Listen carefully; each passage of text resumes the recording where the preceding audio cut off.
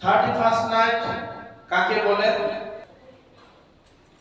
একটি ইংরেজি বর্ষের সমাপ্তি, আরেকটি ইংরেজি বর্ষের সূচনা লগ্নে 0 আওয়ারকে বলা হয় 31st নাইট।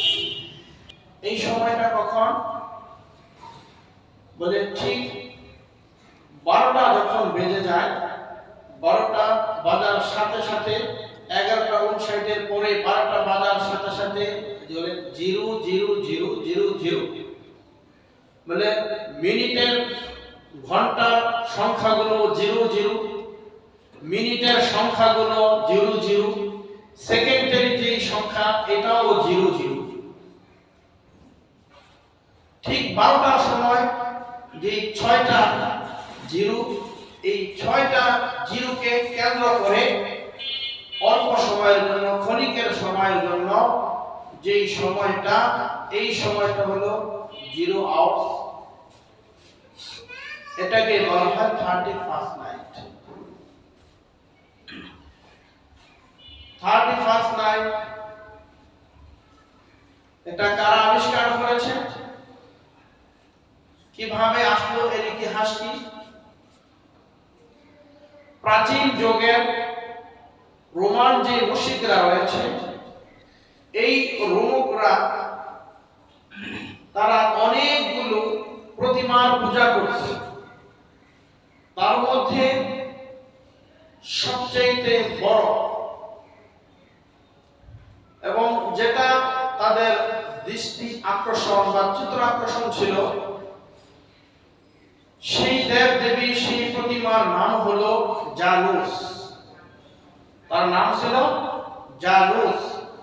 বলে জানুস এটা এমন একটা প্রাণী, বলে এই জানুস প্রাণীর 2টা মুখ থাকে। আমাদের যেমন চেহারা, নাক, কান, চোখ ইত্যাদি, বলে ঠিক তাদের 2টা মুখ থাকবে এবং তাদের এক হাতে থাকবে চাবি আর এক হাতে থাকবে লাঠি। এটা হলো জানুসের পরিচয়, পরিচিতি।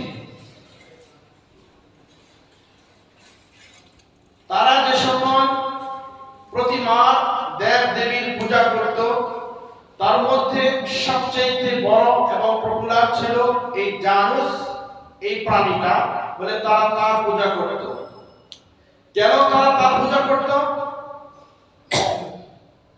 তাদের আকীদা, বিশ্বাস হলো, রোমান মুশরিকদের আকীদা বিশ্বাস হলো এই জানুস এমন এক দেবতা, তাকে যদি খুশি করা যায়, সন্তুষ্ট করা যায়, রাজি আর খুশি যদি তাকে রাখা যায়, তাহলে আমাদের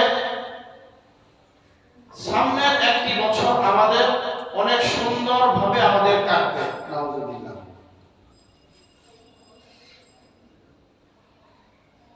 তাই ওই সময় তারা কি করত?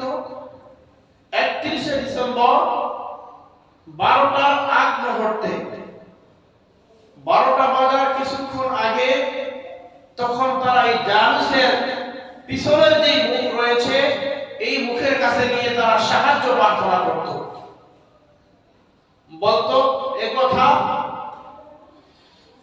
যে আমাদের বিগত বছর, যে বছর আমরা অতিবাহিত করেছি, অনেক দুঃখ, কষ্ট, অভাব, অনটন, অনেক গ্লানি আমরা সহ্য করেছি। বলে এই সহ্য থেকে মুক্তিপণের জন্য, মুক্তির জন্য আজকে আমরা আপনার কাছে প্রার্থনা করতেছি। নাউজুবিল্লাহ। বলে সমস্ত কিছু করার মালিক কে? আল্লাহ। সব কিছু করার মালিক আল্লাহ। সুখের মালিক আল্লাহ, দুঃখের মালিক আল্লাহ, ইজ্জতের মালিক আল্লাহ, বেইজ্জতের মালিক আল্লাহ, অর্থ সম্পদ দেওয়ালা আল্লাহ। বলে রাজা বাদশা বানানো, এটার মালিক কে? আল্লাহ। বাদশাকে ফকির বানানো, এটাও কার কাজ? আল্লাহর কাজ। কিন্তু তাদের কথা হলো যদি আমরা তার কাছে তাকে রাজি খুশি করতে পারি, তাহলে হয়তো বিগত বছর যে কষ্টে দুর্দশায় হতাশায় আমাদের কেটেছে, এই থেকে হয়তো আমরা মুক্তি পাব। তাহলে সরাসরি মুশরিকরা আল্লাহর সাথে শিরিক করতেছে, আল্লাহর কাছে না চেয়ে না প্রার্থনা করে গায়রুল্লাহর কাছে, দেব দেবীর কাছে, প্রতিমার কাছে তারা সাহায্য প্রার্থনা করতেছে। দ্বিতীয় নম্বর বিষয় হলো, ঠিক 12টা যখন বেজে যায় তখন ওই জানুস তার সামনের যে মুখ রয়েছে, এই সামনের মুখের কাছে গিয়ে তখন তারা প্রার্থনা করে, আমাদের সামনের যেই ভবিষ্যৎ যেই বছর আসতেছে, এই বছরটা যেন আমরা সুন্দরভাবে কাটাতে পারি, এই বছর যেন আমাদের কোনো কষ্ট ক্লেশ যেন সহ্য করতে না হয়, কোনো দুঃখ কষ্ট কোনো অভাব অনটন যেন আমাদের না আসে, বলে সুন্দর এক জীবন, সচ্ছলতার জীবন, আরাম আয়েশের জীবন যেন আমরা গঠন করতে পারি, সেজন্য জানুস আপনার কাছে আমরা প্রার্থনা করতেছি।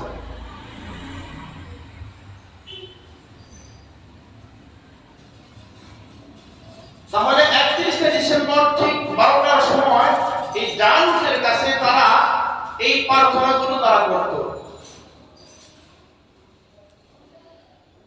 খ্রিস্ট ধর্মের অবলম্বী যারা রয়েছে, খ্রিস্ট ধর্মের অনুসারী যারা রয়েছে, তারা এই জানুসকে, তাদের এই প্রতিমা, এই বড় দেব দেবীকে কেন্দ্র করে তখন তারা চিন্তা করলো জানুসের নামকে নামকরণ করে ডিসেম্বর মাসের পরের যে মাস, এই মাসের নাম দিল তারা জানুয়ারি মাস। ডিসেম্বরের পরে যে মাস শুরু হবে, এই মাসের নাম দিল জানুয়ারি মাস। কার নামে নামকরণ করে? জানুস। তাদের যেই বস্তুগুলো তারা পূজা করত, যেই দেব দেবীর পূজা করত, ওই দেব দেবীর মধ্যে সবচেয়ে বড়, পপুলার এবং চিত্রাকর্ষণ এবং যাকে তারা মানবতার মুক্তির দূত হিসাবে বিশ্বাস করত, বলে তার নামে নামকরণ করে তারা নাম রাখলো ডিসেম্বরের পরের মাস হলো জানুয়ারি।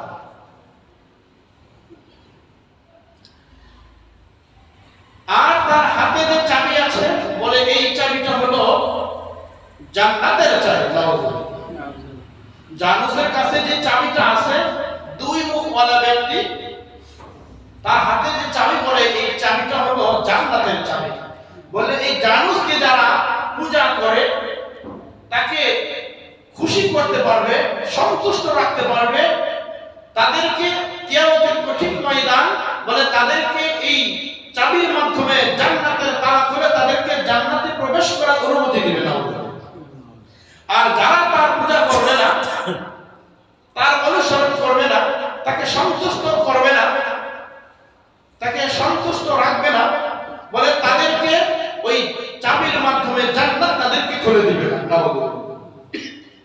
জান্নাতের মালিক কে জানো? জান্নাতের মালিক কে? আল্লাহ।